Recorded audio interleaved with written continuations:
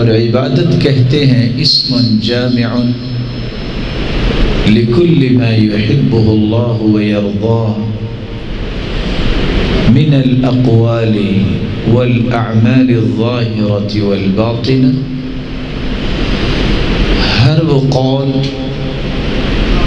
ہر وہ عمل، خواہ وہ ظاہری ہو یا باطنی ہو،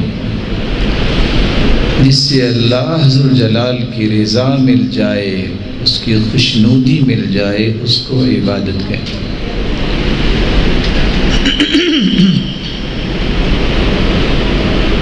تو اللہ ذوالجلال کی مرضی کے مطابق لیل و نہار کو گزارنا یہ عبادت ہے۔ آپ کے لیے شاید یہ حیرانگی تو نہیں ہوگی کہ مومن کو اللہ نے اتنا بڑا انعام دے رکھا ہے کہ اس کی 24 گھنٹے عبادت لکھے جاتے ہیں، جب یہ اللہ کی مرضی کے مطابق دن رات گزارتا ہے۔ 8 گھنٹے انٹرنیشنل لا کے مطابق یہ ڈیوٹی کرتا ہے، شاپ پہ بیٹھتا ہے، یا کوئی انڈسٹریلسٹ اپنی فیکٹری کو رن کرتا ہے، بھلا اپنی شاپ پہ بیٹھ کے بھی کوئی عبادت کر سکتا ہے؟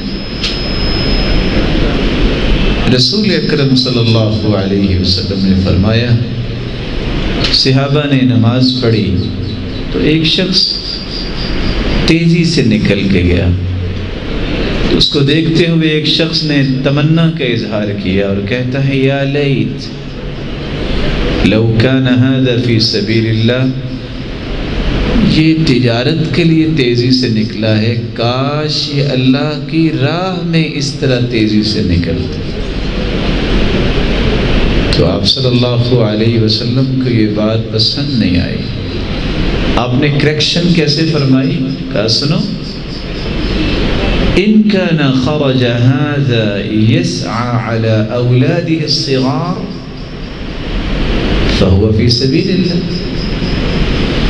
اگر تو اس کے گھر میں چھوٹے چھوٹے بچے ہیں اور اپنے بچوں کے لیے حلال لقمہ لینے کے لیے یہ جا رہا ہے، تو میرے صحابہ یہ اللہ کی راہ میں جا رہا ہے۔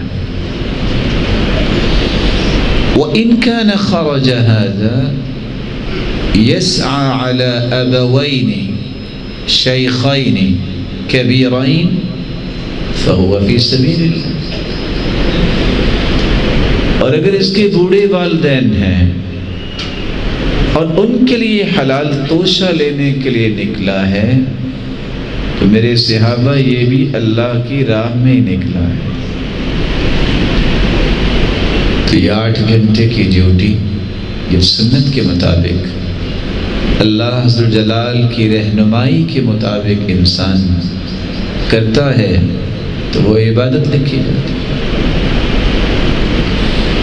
8 گھنٹے انسان نجی زندگی گزارتا ہے۔ یہ مکرم بھائیوں کو بھی ذرا جگہ دے دیجیے۔ اس نجی زندگی میں انسان اپنے بچوں کے ساتھ، رشتہ داروں کے ساتھ، اپنی بیوی کے ساتھ یہ وقت سپینڈ کرتا ہے۔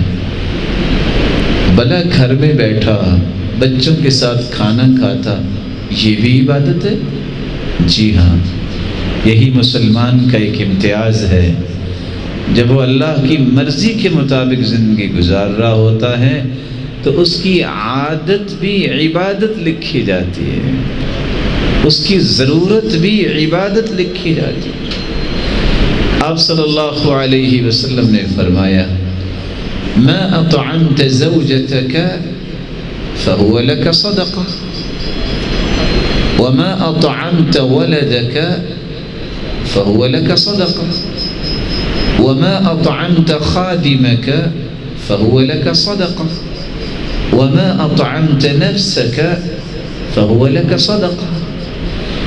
میرے صحابی، جو تم مال خرچ کرتے ہو اپنی بیوی پر، اپنی اولاد پر، اپنی ماتحتی میں کام کرنے والے خادم پر، یا اس نیت سے تم مال خرچ کرتے ہو اپنی جان پر کہ میں اللہ کی عبادت خوبصورت کروں گا اور خیر خواہی کے نمونے دنیا کے سامنے پیش کروں گا۔